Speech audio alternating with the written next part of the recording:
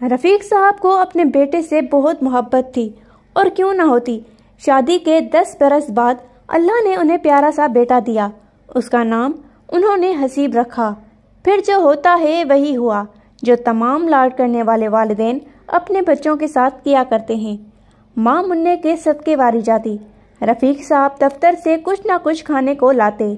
माँ जब भी अपने बेटों को देखती, उसे लगता उसका बेटा कमज़ोर हुआ जा रहा है।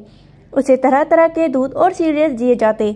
ज़रा बड़ा हुआ और कुछ ठोस ग़िज़ा खाने के काबिल हुआ तो पहले एक अंडा नाश्ते में देना शुरू किया, और फिर चंद ही हफ्तों में ये तादाद बढ़ गई। साथ ही बाजार के खाने, महंगे से महंगे खिलौने और न जाने क्या क्या। वज़न बढ़ाते बढ़ाते 20 साल की उम्र में हसीब कई वज़नी हो गया था। किस्सा मुख्तसर, अभी हसीब 20 साल का था कि उसे एक दिन गश्ती तारी हुई और वो फर्श पर आ गिरा। घर वाले उसे एक बड़े हॉस्पिटल में ले गए। डॉक्टर ने बताया कि उसके खून में चर्बी के ज़्यादा मिक़दार होने की वजह से दिमाग की एक रग में क्लॉट के बायस खून की रवानी मुतासिर हुई है। हसीब कई हफ्ते इसी बेहोशी की हालत में रहा और फिर उसी हालत में अल्लाह को प्यारा हो गया। क्या आप अपने बच्चों के साथ ऐसा ही करना चाहेंगे? हसीब के माँ बाप भी ये सब नहीं करना चाहते थे।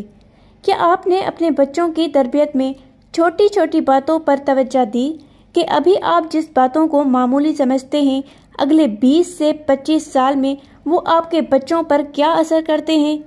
ये वीडियो ऐसे ही एक किताब का तारुफ है जो ऐसे कामों के बारे में लिखी गई है जो बज़ाहिर छोटे और मामूली होते हैं, लेकिन उनके असरात हमारी ज़िंदगी पर गहरे पड़ते हैं। याद रखिए, छोटे छोटे कदम अगर मुस्तकिल मिजाजी से उठाए जाएं तो वो बहुत बड़ी मंजिल तक पहुंचा देते हैं। मिस्बत और मनफी दोनों अंदाज से अगर आप चाहते हैं कि अपने बच्चों को सेहत बख्श और तवाना मुस्तकबिल दें, तो आप आज ही से अपने बच्चों को सेहत बख्श ग़िज़ाएं और लाइफ स्टाइल से मुतारिफ कराते हैं और उनके साथ पार्क जाते हैं, सिर्फ घर का खाना खाते हैं, टीवी से दूर रखते हैं, वगैरह वगैरह।